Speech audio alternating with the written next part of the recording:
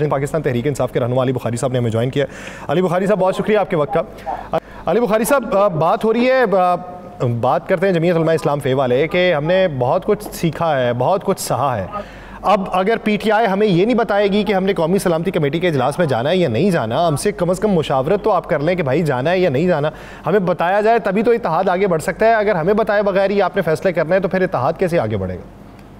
बिस्मिल्लाहिर्रहमानिर्रहीम, अल्लाहुम्मा सल्ली अला मुहम्मदिन व आले मोहम्मद। देखें यार, ऐसे है कि अभी जमीयत उलमा इस्लाम और हम, क्योंकि हम एक ग्रैंड अलायंस बनाया है जिसको हम कहते हैं grand alliance for opposition basically, और this alliance is against the government. ये फॉर्म 47 की जो गवर्नमेंट है उसके बाद बहुत से अभी मोडालिटीज जो है वो हमारी तय होनी है। पर बिफोर दैट आपको याद होगा कि पहले अशरे में मौलाना साहब जो है वो पूरे पे गए हुए थे, पाकिस्तान में नहीं, वहाँ से वापस आए और उसके बाद अचानक ये इतना बड़ा इंसिडेंट हो गया। और उसके बाद क्योंकि नालायक, नाहल और नखट्टू किस्म की, रस्तू किस्म की जो अपने आप को अफलातून समझते थे, वो गवर्नमेंट बैठी हुई है, तो इनसे तो कुछ इस्तेहा तो होती नहीं। जिनका एक इंटीरियर मिनिस्टर खड़े होकर कह देता है कि जी एक हफ्ते में एक ऐसी दो की मार है, तभी इनका जो है सीरियसनेस की तो ये आलम है कि आपने देखा कि इनकी जो सिक्योरिटी की इन्होंने कमेटी बुलाई, जो इजलास बुलाया, उसके अंदर ना जो जिसके ऊपर ये उछलते हैं बहुत ज्यादा, जो फॉर्मर 3 टाइम्स प्राइम मिनिस्टर है नवाज शरीफ बैठा हुआ था बीच में, ना उसने एज अ जिसको ये अलामत कहते हैं फेडरेशन की जरदारी साहब थे वो भी नहीं थे, ना उसके अंदर जो आपके इंटीरियर मिनिस्टर साहब थे।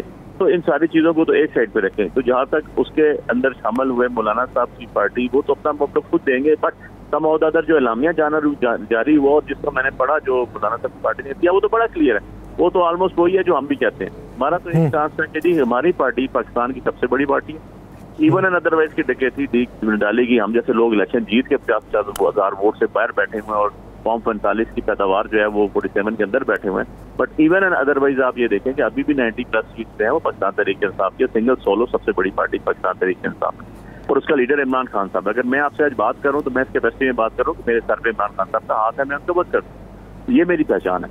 तो आप अगर हम लोगों को बीच में बैठाएंगे नहीं, इमरान खान साहब को आपको जरूरत पड़े तो आप एक जलसे के लिए सुबह 7 बजे चौधरी साहब को भेज के मुलाकात करवा दें और अदरवाइज आप मुलाकात ना करवाएं, इतना तो नहीं चलता ना निजाम। इतना बड़ा इंसिडेंट हुआ है, गवर्नमेंट के सर पे बाहर है सारा, बलूचिस्तान में गवर्नमेंट पीपल्स पार्टी की है, तो फेडरल में नून की बैठी हुई है। इनकी अपनी सीरियसनेस का आलम बता दिया कि 1.5 साल में मैंने नहीं देखा पिछले साल में कि आपका फॉरेन ऑफिस से, फॉरेन मिनिस्ट्री से किसी किस्म का कोई एलामिया आया हो, किसी से रिलेटेड कोई स्टेटमेंट आई हो। They are just doing as a, मतलब उन्होंने एक आए हुए हैं जाली तरीके से, उनको कोई इंटरेस्टिंग नजर नहीं आ रहा। और सीरियसनेस का तो आलम मैंने आपको बता दी दिया कि अगर हमने कहा था जी कि खान साहब से बात करनी और करनी चाहिए। आपका एक पॉलिटिकल लीडर अगर जेल में और इतना बड़ा इशू है और जो पाकिस्तान की वाहिद नेशनल पार्टी है जो चारों सूबों में अभी जो है वो और गिलगित बल्तिस्तान और मुजफ्फराबाद KJK में जिनका वजूद मौजूद है, तो वो सिर्फ और सिर्फ पाकिस्तान तहरीक इंसाफ है। अगर आप उनको कॉर्नर करके कहेंगे हम करेंगे।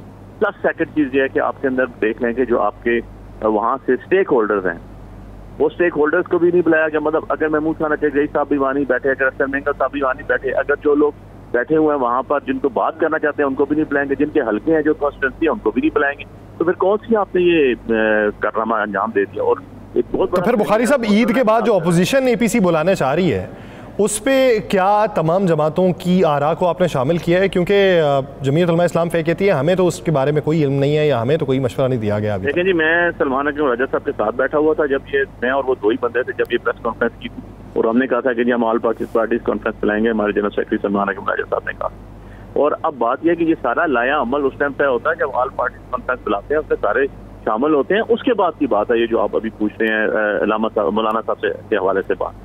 बाकी हमारी उसके अंदर मुशावरत हुई, हमारी सुन्नी इत्तेहाद कौंसिल से भी मुशावरत हुई, हमारे अचगई साहब से भी हुई, हमारी जो GDA है उससे भी हुई, जो बाकी लोकल हमारी साथ जमातें हैं, पोलिटिकल पार्टीज हैं, उनसे भी हुई, हमारी इसमें सुन्नी इत्तेहाद कौंसिल के साहबजादा साहब से भी हुई। तो जब ऑल पार्टीज कॉन्फ्रेंस बुलाने का मकसद ही भाई ये होता है कि सबको बुलाया जाए, बैठाया जाए, सबका मौक़िफ़ सुना जाए और एक एलामिया। ये तो नहीं होता ना कि आप पावर कॉरिडोर में बैठे हैं और आपके जो हम कह रहे हैं वो सही है, बाकी सब गलत है, तो चीजें नहीं थी। और आप एक पार्टी को कॉर्नर करके कहें हम यहाँ पर दूसरी तरह बात देंगे, दे दी ना, 3 साल होने वाले हैं, आप अप्रैल में 3 साल हो जाएंगे आप। तो आपने जो हशर नशर कर दिया ऑफ एंड ऑन PDM की गवर्नमेंट केयर टेकर से। सही, यानी ऑल पार्टीज कॉन्फ्रेंस बुलाने का जो फैसला आपने किया है उसके बाद वो तमाम दावतनामे सभी को भिजवाए जाएंगे और तमाम लोगों की आरा को बीच में शामिल किया जाए।